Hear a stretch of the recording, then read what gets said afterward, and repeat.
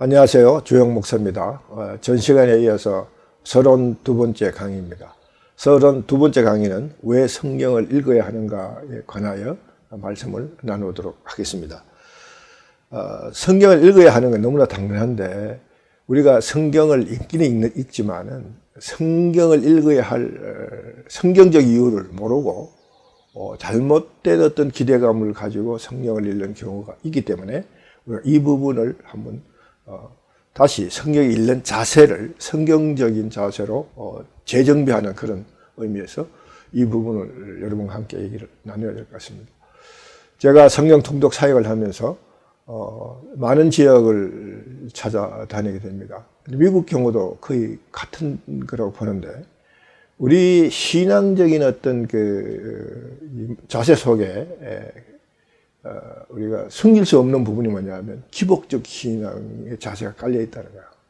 그러니까 복을 받아야 된다는 거, 복 받기 위해서 어떤 신앙적 또는 종교적 행위를 한다는 거, 이것이 우리의 그 인간의 기본적인 욕구 속에 깔려 있지 않나 그렇게 생각을 합니다. 근데 이게 자세가 근원적으로 잘못된 건 아닌데 이 복을 받으려고 하는 그 방법론이 잘못된 거죠. 오늘 이제 그 얘기들 나눌 겁니다. 그래서 우리가 성경을 읽어야 하는 이유는 바로 이 복의 문제와 직결되어 있는 문제이기 때문에 이 문제를 우리가 심각하게 다루고 그리고 성경적 바른 자세를 가지고 그렇게 나가면 우리가 이제 복을 반드시 받게 되는 그런 이제 은혜를 드리게 됩니다.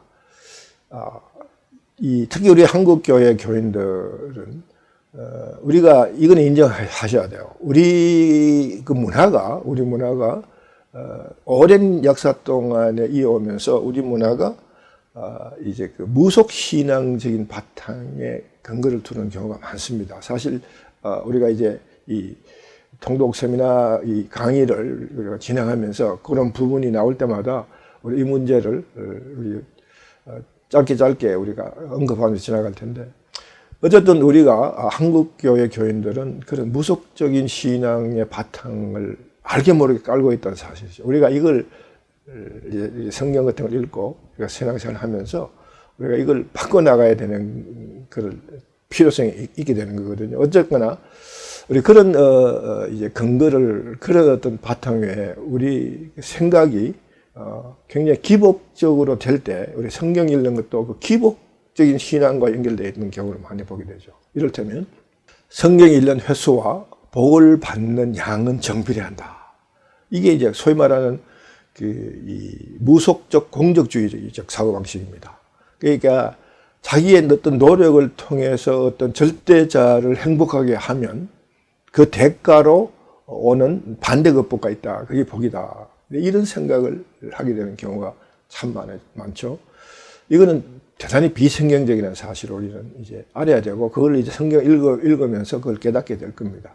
어쨌든, 성경 읽는 횟수와 복을 받는 양은 정비례한다.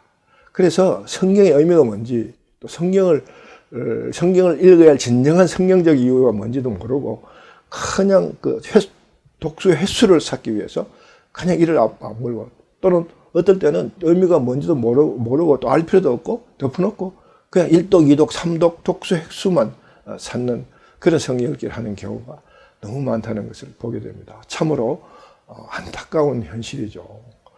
자, 그래 우리는 이 통독은 독수를 통해서 복받는 게 아니라 성경을 하나님이 주시는 바른 방법대로 성경이 우리에게 주어진 바른 이유 때문에 이유를 알고 읽음으로 하나님이 예비하시고 준비하셨던 그 복을 우리가 받게 되는 길로 들어서게 된다 하는 사실들을 깨우치기 위해서 성경을 읽는다는 거죠. 그래서 오늘 이 시간에는 그런 의미에서 우리가 왜 성경을 읽어야 하는가 하는 여기에 대한 우리의 분명한 이유와 답을 이제 찾아야 한다는 거죠. 여러분은 성경이 뭐라고 생각하십니까? 성경이 무엇인지 모르는 교인들 아무도 없어요. 그렇죠? 성경은 하나님의 말씀이고 또 조금 더 구체적으로 얘기하면 하나님의 계시의 말씀이다. 여기까지 모르는 교인은 거의 없습니다. 그건 성경신학적 정답입니다. 그런데 지금 이 시간에 우리가 나누고 싶어 하는 것은 그런 그 정답의 근거 위에 바로 하나님의 말씀이 내 삶과 관계 가운데, 내 실존 가운데 어떤 위치를 차지하고 어떤 의미를 주는가 하는 데까지 우리가 생각을 해둘 필요가 있다는 거죠. 자, 그래서 성경은 우리가 이렇게 정의를 해볼 수가 있다. 제가 이 미주에 살면서 지금은 없어진 그 오렌지 카운티라는 지역에 수정교회, 크리스탈 캐티드럴, 수정교회라는 교회가 있었습니다. 로버트 슐러 목사가 심우하면 한때 정말 수만 명의 교인을 출석 교인을 자랑했던 그런 왕성했던 교회인데 지금은 불행하게도 교회가 도산하고 그 교회 건물이 캐톨릭 재단으로 이제 팔려버린 그런 교회인데 제가 어느 날 그 교회 예배를 우연히 참석하게 됐고 그때 그 예배 설교가 아들 로버트 슐러 목사의 아들 슐러 목사가 설교를 했는데 그 설교 제목이 What is the Bible? 성경이란 무엇인가 하는 제목으로 설교를 했습니다. 그때 이분이 이렇게 정의를 내리더라고요. 그 바이블을 성경을 영어로 바이블이라고 그러잖아요. B-I-B-L-E. 이 각 철자가 갖는 의미를 가지고 성경을 이렇게 정의를 해요. Basic information before leaving earth. 이걸 우리말로 풀어보면 성경이란 이 땅에 살아가는데 필요한 기본 정보를 제공하는 책이다. 매우 현실적이죠? 그리고 우리 삶에 매우 필요한 그런 얘기죠. 우리 삶을 살아가는데 가장 필요한 기본 정보를 제공하는 책이다. 이렇게 정의를 하더라고요. 굉장히 현장감이 있고 현실감이 있는 정의가 아닌가 생각을 합니다. 자, 그러면 베이직 인포메이션이 뭐냐? 그 기본 정보라는 것은 바로 그분의 기복 신앙과도 관계 있는 매우 중요한 복과 관계 있는 얘기입니다. 그러니까 이렇게 얘기해 볼 수 있죠. 성경은 이 땅에 우리가 살아갈 때 필요한 기본 정보, 즉 복을 어떻게 받을 것인가 그 얘기를 쓴 책이다. 이렇게 우리가 볼 수 있겠죠. 자, 그러면 여러분 지난 시간에 우리 처음 모습에 대한 강의를 할 때 하나님 우리를 만드시고 어떻게 하셨다고요? 창세기 1장 26절 28절에서 우리를 하나님의 모양과 형상대로 우리를 만드시고 뭐요? 네, 복을 주시며 저들에게 복을 주시며 왜? 우리는 하나님의 사랑의 관계로 만들어진 존재이기 때문에 하나님의 특수한 대상이잖아요. 그래서 하나님 우리에게 하나님의 복을 우리에게 주시는 거죠. 그래서 하나님이 우리를 만드신 의도대로 이 땅에 생명을 건성하고 충만한 삶을 살아갈 수 하기 위해서 하나님 우리에게 복을 주시기로 하셨다. 이것은 처음에 하나님 우리에게 주신 약속이에요. 처음 어떤 데는 약속입니다. 그러므로 하나님은 모든 전 인생의 과정을 통해서 하나님 언제나 가장 하나님께서 하실 일이 뭐냐면 복을 주시는 거죠. 그러니까 그 복을 받는 길이 성경 속에 있다는 그 얘기입니다. 쉽게 얘기하면. 자, 그래서 우리는 그 복이란 그럼 진정한 뭐냐? 성경이 얘기하는 복이 뭐냐? 이걸 우리가 한번 생각해 보고. 그러니까 여러분 지금 우리가 이 성경에 대한 복에 대한 얘기를 제가 말씀드릴 텐데 창세기 1장 26절, 20절, 28절에서 읽었던 그러니까 우리를 처음 하나님 만드신 그 의도와 함께 연결해서 생각하셔야 되거든요. 먼저 성경적 복이란 뭐냐라고 볼 때 우리는 복을 이렇게 정의를 해볼 수가 있습니다. 한문으로 복을 이렇게 쓰죠. 획을 분석해 보면요, 요게 나타날 시거든요. 나타날 시. 그다음에 여기 뭐요? 밭전자입니다. 근데 밭전자가 요걸 에덴 전자로 그 의미를 바꿔보자고요. 언어라는 것은 그 의미를 서로 정하고 그것을 서로 소통하는 것이 하는 기호니까 이것이 밭전자지만은 에덴 전자의 모습으로도 볼 수 있다. 한문은 그림으로 그 의미를 소통하는 상형 문자잖아요. 그 요게 밭 모양의 그림을 갖고 있다. 근데 요거를 또 에덴의 모양, 에덴을 표현한 성경의 모양도 함께 표현하고 있다는 거죠. 강이 발언하여 네 군데를 한다. 그런 의미, 그런 모습이 그림으로 그려져 있는 모습이기도 합니다. 그래서 여기에 에덴에 나타난 존재가 있었다. 이것이 신자다, 신자. 그렇죠? 네, 신이다. 그게 하나님이죠. 그러니까 자, 다시 보면 에덴에, 요거 에덴 전자죠. 에덴에 사람이 하나님과 함께 있는 것이 복이다. 이렇게 이제 정의될 수 있다. 이건 제가 지어낸 얘기가 아니라 스테판 강이라는 중국인 목사님이 싱가포르에 있는 중국인 목사님, 지금은 소천하셨는데 이분이 자기 한자에, 자기 나라 말 한자의 원조인 갑골 문자를 연구하다가 놀라운 사실을 발견한 거죠. 한 100개의 상형, 원래의 갑골 문자적 상형 문자 속에 창세기 1장에서 11장까지 일어났던 일들을 함축한, 그 의미를 함축한 단어들, 한자가 한 100여 개 있다는 사실을 발견하고 그걸 책자로 만드는 책이 있습니다. 한자의 의미로 풀어본 창세기, 이런 책으로 책이 나와 있습니다. 근데 요즘 그게 이제 변형이 돼서 여러 가지 이제 한자를 해서 자기들이 마치 영광처럼 책이 나오는데 원래 오리지널은 스테판 강이라는 분이 목사님이 쓰신 한자로 푸른 창세기라는 그 책에 나오는 단어입니다. 거기에 이 복자가 나오고 복자를 이렇게 풀어요.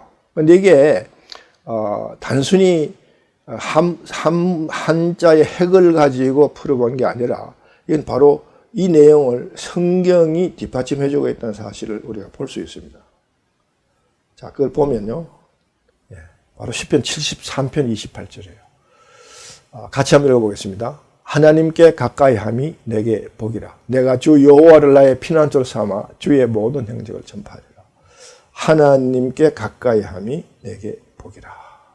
하나님께 가까이함이 내게 복이라.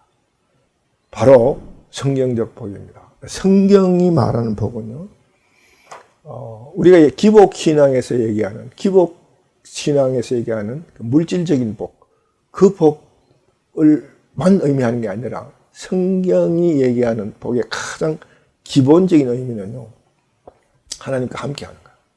관계 가운데. 자, 그렇다면 우리가 첫 시간에 창세기 1장 26절, 27절, 28절 하나님 우리를 창조하기로 결정했던 그 회의록 같은 그 성경 구절에 하나님 바로 우리에게 복을 주시는, 왜요? 사랑의 관계로 우리를 만들었기 때문에, 사랑의 관계 가운데 우리를 만들으셨기 때문에 하나님과 함께 할 때 우리는 그 상태가 바로 복의 상태다 하는 것을 우리는 다시 한번 이 구절을 통해서 확인해 볼 수 있는 거죠. 그러니까 성경이 얘기하는 복은요, 바로 하나님이 우리와 함께 하심으로 생기는 그 상태를 말하는 것이다. 그러면 그 속에는 우리가 기복신앙에서 얘기하는 물질적 복, 모든 복들이 다 포함된다고 볼 수 있겠죠. 그래서 여러분, 우리 하나님은요, 우리가 믿는 우리 하나님은 우리와 함께 하시길 원하시는 분이시다는 사실이죠. 그렇죠. 우리 처음에 그렇게 하시려고 우리를 만드셨기 때문에. 그게 우리의 처음 모습이에요. 우리 처음 모습은 하나님의 사랑의 대상으로 하나님과 함께 하셔서 하나님의 청지기로서 살아가게 하기 위해서 하나님 우리를 만드신 거예요. 그렇죠? 그게 우리 첫 시간에 우리의 처음 모습이라고 배웠습니다. 그래서 하나님은 우리를 하나님과 함께 하시려고 우리를 만드셨다는 사실. 이 사실을 꼭 기억하셔야 돼요. 이게 성경적 사고의 가장 근원이 되는 겁니다. 그러므로 하나님은 우리를 하나님과 함께 하시려고 우리를 만드셨다. 그러므로 하나님의, 우리에게 있어서 하나님의 가장 아름다운 속성을 드러내는 이름은 임마누엘 하나님, 함께 하시라. 여러분, 성경을 읽어나가면서 우리 하나님의 속성을, 하나님과 우리의 관계 가운데 하나님의 모습을 우리가 읽어나갈 때 하나님은 우리와 함께 하시는 하나님의 모습을 찾아보게 된다. 그래서 성경적 복은요, 관계 가운데서 오는 겁니다. 이걸 꼭 기억하시기 바랍니다. 성경적 복은 관계 가운데서 온다. 자, 그래서 여러분 보세요. 선악과를 따먹고 죄가, 불순종이라는 죄가 들어오니까 바로 하나님과 인간과의 관계가 끊어지잖아요. 관계가 끊어졌다? 말을 바꾸면요, 복의 채널이 막혀버린다. 하나님, 우리 영의 관계가 끊어지니까 하나님으로부터 오는 복의 관계가 막혔다. 자, 그래서 하나님께서 우리를 타락해버린 우리를 다시 그 관계를 회복시켜서 바로 복의 흐름을 이루어지게 하시기 위해서 사탄을 제압하는 약속을 창세기 3장 15절에서 했다는 사실을 첫 시간에 잠깐 나누었습니다. 이것도 꼭 기억하셔야 돼요. 하나님께서 왜 범죄한 인간을 에덴에서 추방하고 그 상태 그대로 불러두시지 아니하시고 그들을 왜 그 관계를 다시 회복하셔야 되느냐 하면 하나님 제일 처음에 우리를 만드시기로 작정하실 때 우리를 복의 관계 가운데 우리를 만드시기로 하셨기 때문에 그래서 그때 복을 주시기로 약속하셨기 때문에 제일 첫 약속을 하나님 지키셔야 된다. 그래야 하나님은 신실하신 하나님이 되시는 거기 때문에. 그래서 하나님은 우리에게 복의 관계를 회복하시려고 사탄을 제압하시기로 하나님께 그렇게 선포하셨던 것입니다. 자, 그게 이유가 바로 하나님은 우리의 처음 모습을 회복하시기 위한 것이다. 자, 우리 처음 모습이 어땠다. 그게 지금 우리가 다시 되풀이할 시간은 없지만은 제일 첫 시간에, 우리 서론 첫 시간에 이 얘기를 나눴던 것을 우리가 이 시간에 다시 한번 기억하시고 앞으로 성경 읽을 내내 우리는 이 처음 모습을 회복하시려고 하시는 하나님의 구속의 역사에 대한 사랑을 마음속에 늘 품으면서 읽게 됩니다. 그러므로 우리가 성경을 읽어야 할 가장 큰 이유는요. 하나님이 우리를 처음에 만드신 그 모습을 회복해서 그때 우리가 받기로 됐던 그 복의 그 관계로 돌아가는 거죠. 그것이 바로 변화의 핵심입니다. 우리는 성경을 왜 읽어야 되느냐? 이제는 지금은 선악과를 따먹고 범죄를 해서 죄를 범했기 때문에 하나님과의 관계가 끊어지고 그 끊어진 관계로 인해서 우리는 하나님 주신 복을 누리지 못하는, 그러니까 동산에서 각종 나무의 열매를 임의대로 먹는 그 엄청난 놀라운 복의 상태에서 우리가 멀어져서 이제는 제한된 복을 땀을 흘려야 이제 먹을 수 있는 그런 제한된 복 가운데로 온 그 모습을 다시 원래의 모습으로, 처음 모습으로 회복시켜 주시려고 하나님께서 구속의 역사를 시작하시잖아요. 그렇죠? 그러니까 우리로서는 그 처음 모습을 회복하는 그 과정이 바로 변화의 과정이에요. 그 변화의 과정을 보여주는 것이 성경이다. 이제 우리가 그렇게 정의를 해볼 수가 있는 겁니다. 성경은 복의 관계를 회복하는 그 길이 어디 있냐? 그게 바로 기본 정보다. 그 베이직 인포메이션한 것은 복을 받을 수 있는 상태로 돌아갈 수 있는 길. 그것이 말을 바꾸면 변화를 이룰 수 있는 길이 뭐냐? 처음 모습으로 돌아가는 그 변화를 이루는 모습이 관한 정보를 그리고 있는 것이 성경이다. 자, 그래서 우리 처음 모습을 회복한다는 것은 매우 중요한 모습입니다. 그래서 이 변화라는 것은 그럼 뭐냐? 변화는 메타모르포마이라는 측면에서 볼 때 변화는 단순히 외형의 변화를 얘기하는 게 아닙니다. 외모가 바뀌고 우리의 감정이 바뀌고 우리의 기분이 바뀌는 그런 변화가 아니라 본질이 바뀌는 거죠. 본질이 바뀌는 변화를 얘기하는 겁니다. 메타모르포마이라는 이 단어는 생물학적 단어에서 이 탈바꿈과 관계되는 그런 용어로 쓰여지는 용어인데요. 그러니까 알에서 애벌레가 되고 애벌레가 번데기가 되고 그래서 나방이 되는 그 과정이 이제 뭐 변형이라는 모습으로 얘기할 수 있지만은 어쨌든 그 본질의 모습이 바뀌어가는 거죠. 근데 이 변형이라는 변화는 단순히 그 외형이 변화하는 그 그런 변화는 변화가 아니라는 거죠. 이를테면 이 호박에 줄 긋는다고 수박이 되는 게 아닌 것처럼 말이죠. 그렇죠? 그리고 애벌레에다가 그냥 날개를 갖다 꽂는다고 이게 나방이가 되는 게 아니잖아요. 그렇죠? 그 과정을 거쳐서 그 본질의 형태가 바뀌어 나가는 그런 변화. 그러니까 우리의 죄악된 모습이 이제 죄가 없는 모습으로 바뀌어가는 것이 바로 변화죠. 그렇죠? 죄가 있는 상태에서 우리가 하나님과의 관계가 회복되지 않습니다. 우리는 죄가 없는 상태로 돌아가서 그래서 하나님과의 관계가 회복되는 그것이 진정한 변화다. 그래서 이 진정한 변화를 이루는 길이 성경 속에 제시가 되어 있다. 그러니까 우리가 성경 읽지 아니하면 이 변화의 과정이 뭔지, 우리가 무엇이 변화가 되어야 되는 건지, 또 그 변화가 되는 끝이 어떤 모습이 오는 건지에 대해서 전혀 감이 안 잡힌다. 그런 없이 성경을 읽으니까 성경을 읽어도 아무런 우리 삶의 변화가 오지 않는다. 그러니까 우리는 성경을 여러 번 읽어서 여러 번 읽어내면 읽는 그 공적 공적이 쌓이면 그만큼 복도 많이 받는다. 이런 이상한 잘못된 어떤 그 공식을 만들어 놓고 거기에 이제 집착하면서 성경을 읽게 되는 그런 모습을 보게 되죠. 자, 그래서 우리는 변화를 이루어야 되는데 그 변화를 이루는데 가장 큰 부분이 뭐냐면 바로 자기중심성을 내려놓는 부분입니다.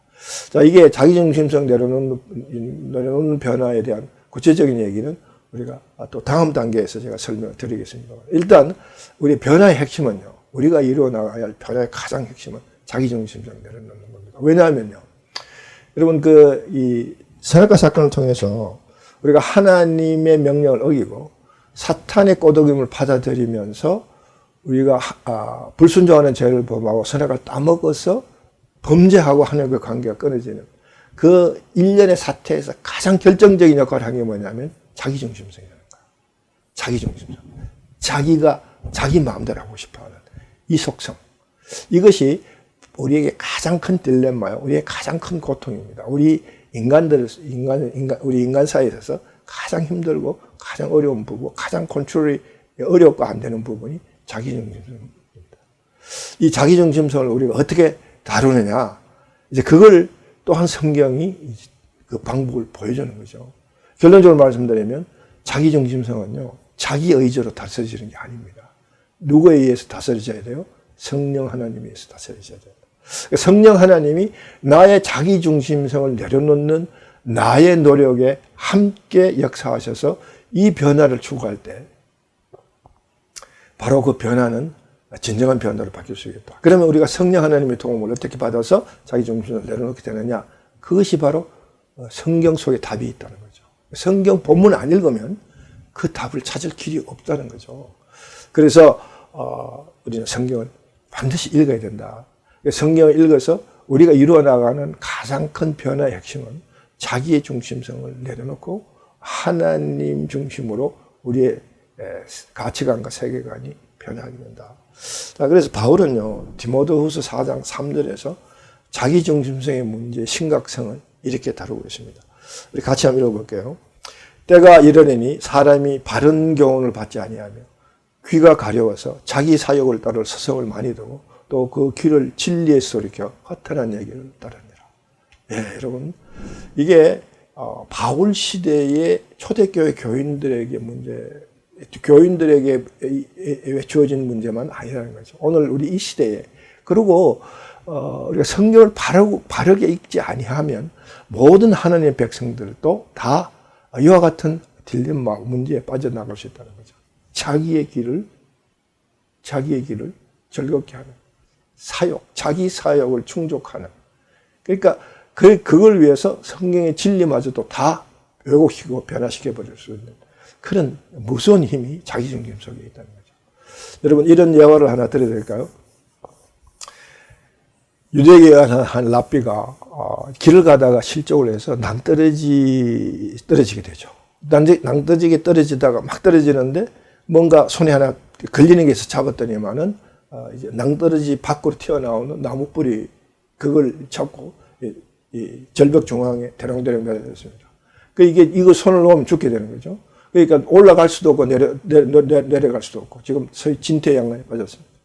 그때 이 랍비가 하나님께 기도합니다. 하나님, 내가 평생을 랍비로서 주님을 섬기며 살았는데 주님, 내가 이런 진퇴양난에 빠졌으면 저를 구원해 주세요. 그때 하나님께서 기도 응답을, 그래 랍비야, 내가 너를 구해줄 테니 그 잡은 손을 놓아라. 네. 자, 그런데 여러분 보세요. 잡은 손을 놓으면 어떻게 돼요? 네, 바로 만유인류의 법칙이 적용되죠. 바로 떨어지는 겁니다. 그러니까 이 랍비가 도저히 손을 놓을 수 없는 거죠. 그때 이 랍비의 또 다른 절규가 나옵니다. 그 하나님 말고, 네, 손을 놓으라고 명령한 하나님이 아닌 정말 자기를 붙들고 안전하게 땅으로 내려놓을 수 있는 그 하나님 찾는 거죠. 네. 이게 우리 기본적인 욕심입니다. 그렇죠? 기본적인 욕구잖아요. 네. 그런데 만약에 우리가 성경을 통해서 정말 하나님과의 바른 관계를 우리가 이해하고 하나님이 누구이신가를 제대로 우리가 알았다면, 여러분, 이 랍비도 마찬가지라고 그러죠. 이미 그렇게 간절하게 기도했을 때 하나님이 보이지 않는 하나님의 손길이 그 랍비의 모든 것들을 감싸고 땅으로 내려놓을 준비를 하고 계신다. 그게 보였을 거예요. 그렇죠? 믿음이라는 게 그거 아닙니까? 보이지 않는 것들이 실상이에요. 그런 어떤 걸 볼 수 있어야 되죠. 이미 하나님 우리를 그렇게 보호하고 있는데 우리가 그걸 받아들이지 않으면 그건 믿음이 아니잖아요. 그런데 이 자기중심성은 언제나 자기가 필요로 하는 것만 받아들이게끔 하는 그런 어떤 아주 잘못된 그 속성이 있잖아요. 그렇죠? 네. 그래서 바로 이 랍비처럼 그 하나님이 아닌 다른 하나님을 찾는 그런 저울이 없는 그런 모습을 우리가 보게 되죠. 랍비의 문제가 아닙니다. 나의 문제일 수 있죠. 왜? 내가 자기중심성에 사여 있고 그걸 근거로 해서 그걸 중심으로 해서 내가 소위 말하는 하나님과의 관계에 있다고 생각하는 그 순간 우리는 하나님과의 바른 관계에 있지 않는 거죠. 그 순간 우리는 하나님의 우리에게 주시는 복을 도저히 누릴 수 없는 그런 모습을 갖게 되는 겁니다. 성경은 바로 그런 자기중심성을 내려놓고 하나님과의 관계를 회복시켜주는 그 길을 보여주고 있다는 게 성경입니다. 그래서 우리는 바로 이와 같은 구호를 설정해서 우리 스스로 외칩니다.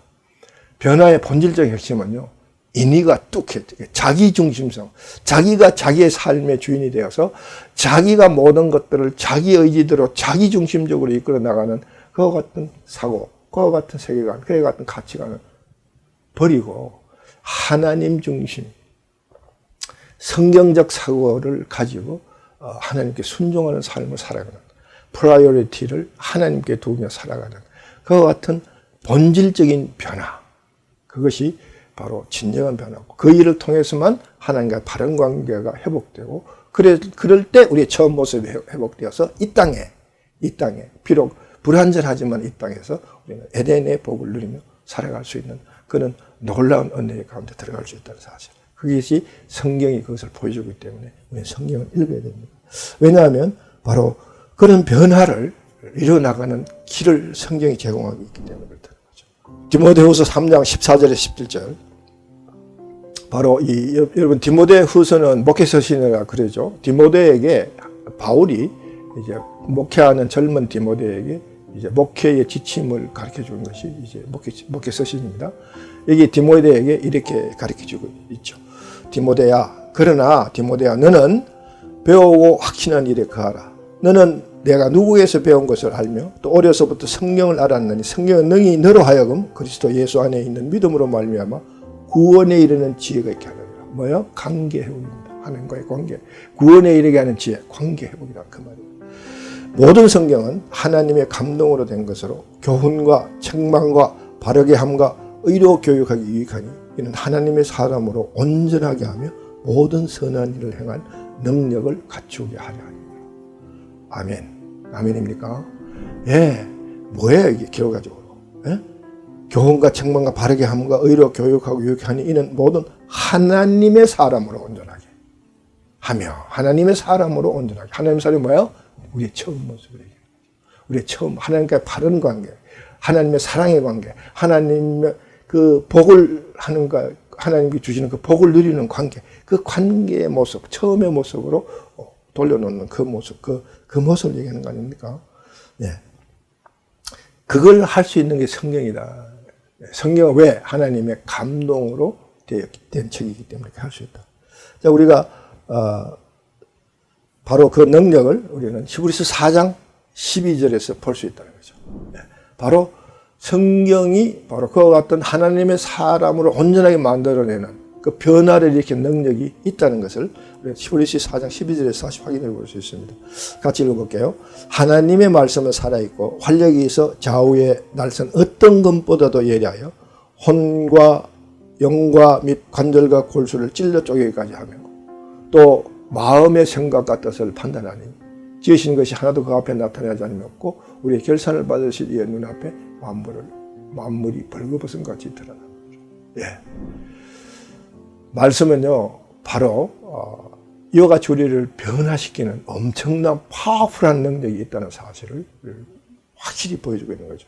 여기에 좌우에 날쌘 어떤 검, 이렇게 지금 히브리 기자가 했는데, 요거는 여러분 이제 히브리서가 유대인들을 상대로 해서 썼다고 보여져요. 왜냐하면 구약적 상황을 가장 많이 인용한 책이 히브리서입니다. 이 마태복음도 그 독자가, 대상 독자가 유대인들이기 때문에 구약적 상황을 많이 이제 해서 설명하지만, 특히 히브리서가 그 구약적 상황을 많이 쓰거든요.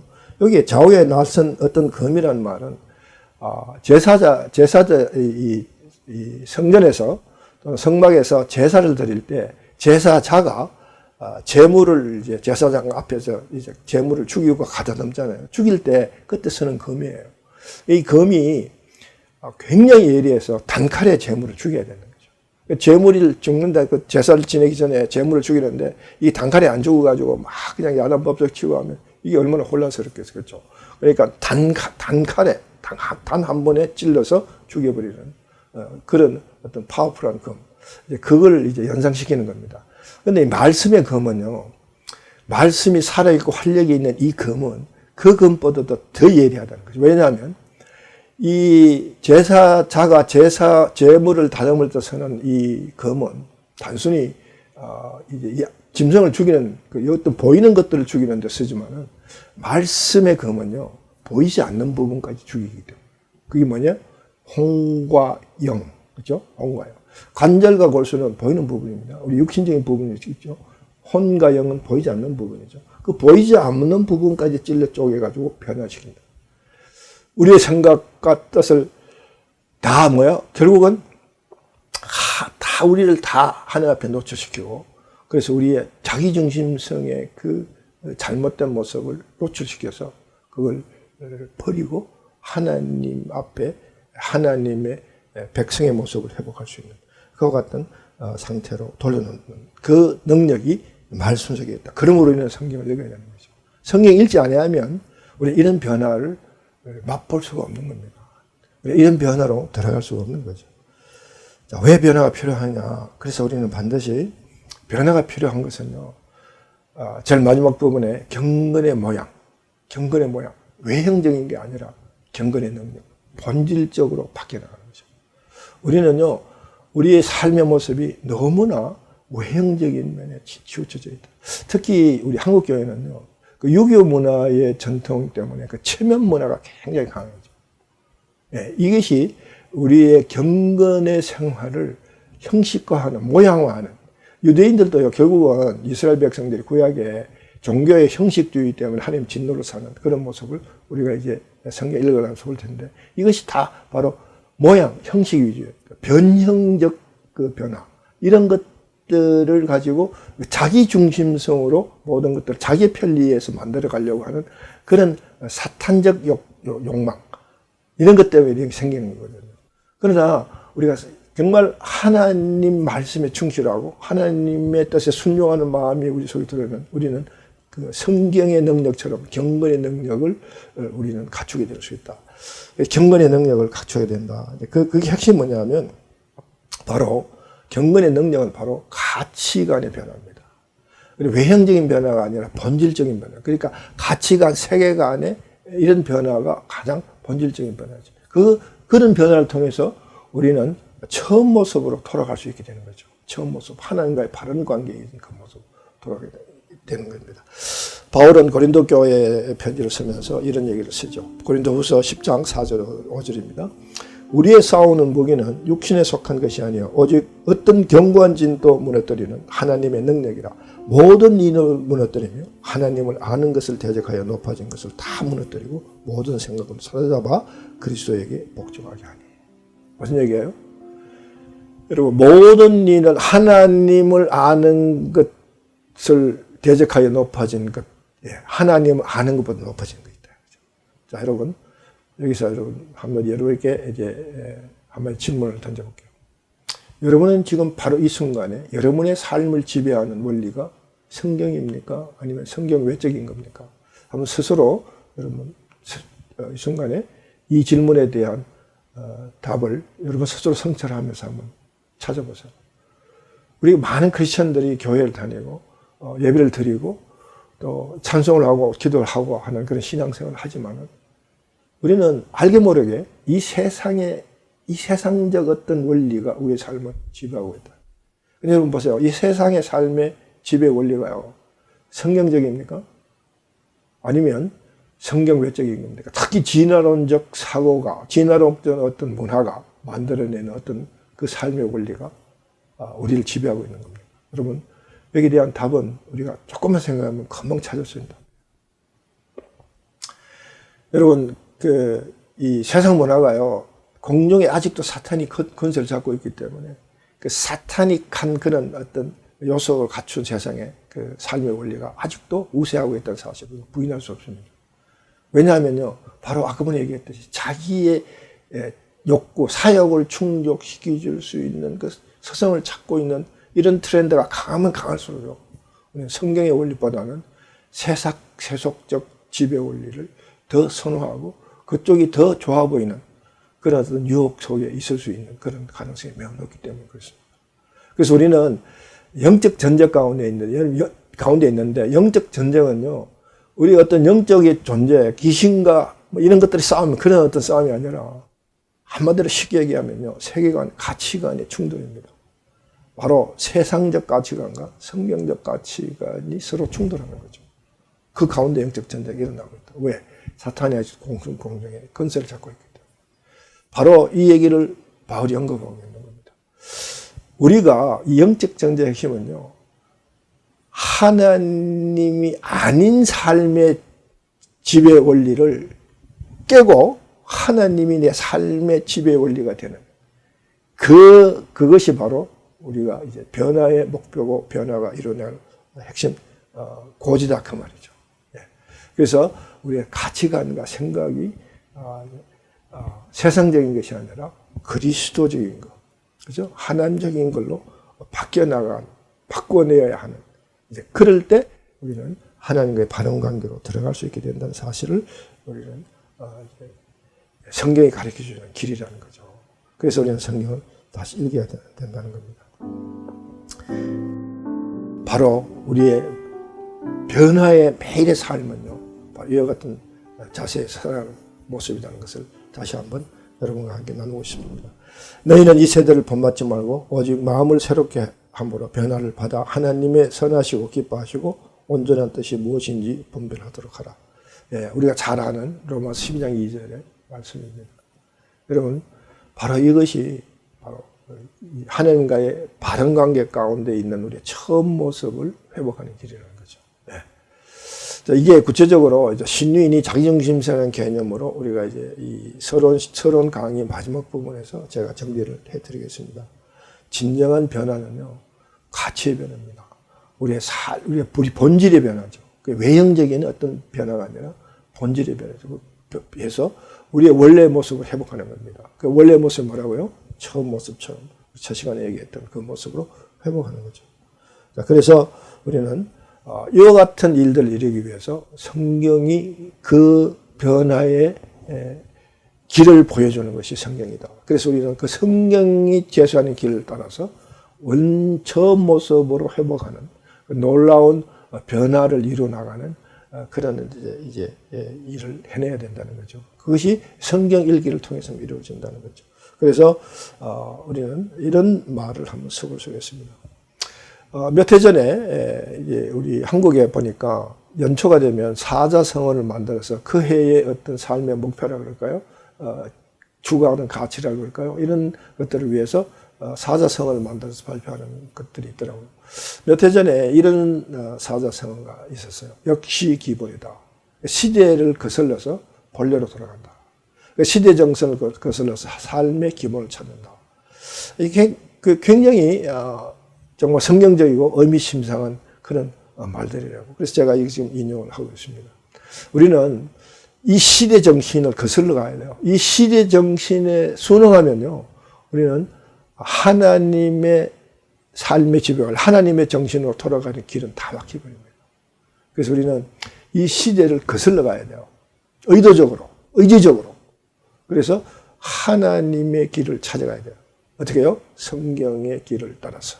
가는 거죠. 그래서 호세아서 선지자는 이렇게 얘기합니다.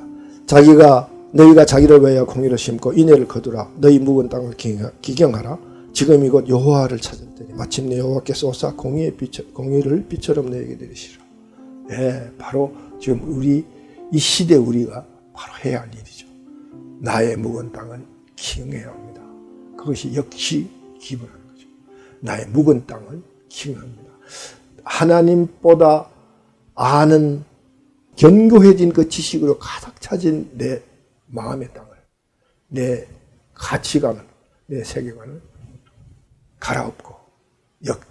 갈아엎고 여호와 하나님을 나의 삶의 주인으로, 나의 삶의 원리의 핵심으로 모시는, 회복하는 그와 같은 일들을 통해서 하나님이 원래 우리에게 주신 그 관계의 모습으로 돌아가는 놀라운 그런 변화를 추구할 수 있다. 그것이 바로 역시 기본의 정신이다.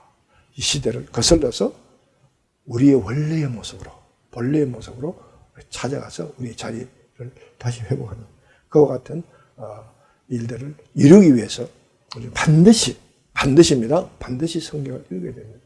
성경 읽지 아니하고 단순히 다른 어떤 소스를 통해서 우리 마음의 감동과 감화가 있어서 그것이 이루어지는 건 아닙니다. 여러분, 그런 모든 것들은 성경을 읽기 위해서 필요한 어떤 단계들이지 그 자체가 우리를 변화시키지 않는 거예요. 진정한 본래의 모습을 회복하는 진정한 변화는 성경 말씀 본문을 직접 읽고 그리고 그 말씀 속의 진리를 깨닫고 거기서 길을 찾고 그리고 그 길로 갈 때 그리고 그 길로 걸어가면 성령 하나님이 우리를 붙들고 인도하셔서 바로 우리의 모습을 회복시켜 주신다 사실. 그때 우리는 진정한 복을 누리게 됩니다. 관계의 복이죠. 여러분, 또 성경을 우리는 그런 의미에서 우리는 이런 예화를 통해서 성경의 의미를 한번 생각해 볼 수가 있습니다. 미국의 어떤 한 목사님 아들이 고등학교를 졸업하고 대학을 진학하게 됩니다. 고등학교를 졸업했다는 것은 이제 자기가 부모의 영향을 벗어나서 독립된 개체로서 살아가는 법을 이제 배우게 되는 그런 단계로 넘어간다는 거죠. 그래서 미국에서는 그와 같은 삶을 살기 위해서 부모의 품을 떠나서 대학에 있는 기숙사에 1년간 이제 다 와서 기숙사 생활을 하게 합니다. 부모를 떠나서 기숙사에 오게 되면 미국 같은 생활 여건에서 환경 속에서는 굉장히 불편한 게 자동차예요. 대중교통 수단이 거의 없으니까. 그래서 이제 부모 밑에 있을 때는 부모님 차를 타고 다닐 수 있기 때문에 불편함이 없는데 이제 혼자 독립생활을 하면 제일 먼저 필요한 게 이제 차가 되는 셈이죠. 그래서 아버지에게 차를 하나 사줄 것을 이제 부탁합니다. 차 사달라고 차 사줄 것을 부탁하면서 기숙사를 떠나는 아들에게 아버지는 이제 성경을 주면서 기숙사에 들어가면 성경 잘 읽어라. 이게 안 맞는 얘기잖아요. 차 사달라는 부탁을 하는 아들에게 차를 언제 사준다, 어떻게 한다, 뭐 이런 관련되는 얘기를 해야 되는데 전혀 관계가 있어 보이지 않는 성경책을 주면서 기숙사에 성경 읽어라. 그러니까 아들이 이제 근성으로 그 성경책을 받아들이게 되죠. 우리 아버지는 목사가 아니라 그럴까 싶어서 그래서 무슨 말끝마다 성경 읽어라, 기도해라. 이게 이제 타성에 붙어서 그냥 근성으로 성경을 받아들고 기숙사를 갑니다. 방학 때가 돼도 차가 없어요. 그래서 아버지께 다시 와서 아버지 어떻게 차를 사달랐는데 어떻게 된 거냐고. 그 아버지는 기숙사에서 너 성경 잘 읽고 있니? 그러니까 이 대화가 안 되는 거죠, 그렇죠? 이런 대화가 되지 않는 이런 설왕설래를 4년간 하고 결국 이 학생이 차를 못 얻어가지고 아버지 집으로 돌아옵니다. 그래서 마지막으로 아버지에게 다시 한번 부탁합니다. 아버지, 이제 제가 직장을 걸어 나가야 되는데 차가 매우 필요한데 아버지 차를 지금 사주시면 제가 이제 첫 봉급을 받으면 이제 그때 아버지 갚아드리겠습니다. 이렇게 이제 마지막 딜을 하는 거죠. 그때 아버지는 여전히 성경 잘 읽고 있니? 그때 이 아이의 4년이 지난 지금 이 시점에 아버지가 계속해서 성경을 잘 읽고 있니 하는 그 말의 의미를 깨달은 거죠. 그렇겠다. 그래서 4년 전에 이 집을 떠나면서 아버님이 주신 그 성경책, 지금 꾸림 속에 처박 넣고 한 번도 열어보지 않는 그 성경, 짐을 막 부르헤치면서 찾아냅니다. 안 버린 것만 해도 얼마나 다행인지 몰라. 그 성경 1차적 성경을 착 폈습니다. 상상해 보세요. 네, 그 성경 속에 자살돈 수표가 들어있다. 여러분, 여러분이 갖고 있는 성경은요, 이 아버님이 아들에게 수표를 넣어서 성경을 주신 것처럼 하나님께서 여러분에게 필요한 수표를 넣어준 책이라고 믿으십니까? 여러분, 그렇습니다. 여러분이 갖고 계신 성경은요, 단순히 하나님의 계시의 말씀이 아닙니다. 그것은 단순히 하나님이 그냥 보편적으로 일반적으로 그냥 진리를, 교훈을 가르쳐주는 단순한 책이 아닙니다. 그걸 통해서 하나님은 바로 여러분 원래에 만드신 여러분의 원래의 모습을 회복하게 해주시고, 그 길을 그 속에 숨겨둔, 다시 말하면 수표와 같은 복을 누릴 수 있는 길을 숨겨두신 책이 바로 여러분의 성경입니다. 그 성경을 펴는 자만이 그 길을 갈 수 있고, 그 길을 가는 자만이 그 복을 누릴 수 있는 자가 될 수 있다는 사실을 기억하십시오. 그러므로 여러분, 성경을 펴지 않고 성경 읽지 아니하고 하나님이 우리에게 예비하시고 준비하시고 창세전에 이미 다 만들어 놓으신 복을 우리가 누릴 수 있다, 그 생각 자체를 버리시기 바랍니다. 오직 성경을 읽음으로 오직 그 길을 갈 수 있고, 오직 그 길을 간 자만이 그 성경 하나님이 예비하신 복을 누릴 수 있다는 사실을 기억하시고, 이제 여러분의 마음을 단단히 잡으시고 시대 정신을 거슬러 삶의 기본을 찾아내는 놀라운 이제 회복의 여정을 이루어 나가시는 여러분 되시기를 주님의 이름으로 축복하고 축원합니다. 그래서 반드시 그 놀라운 복을 찾아 누리는 여러분 되기를 다시 한번 축원합니다.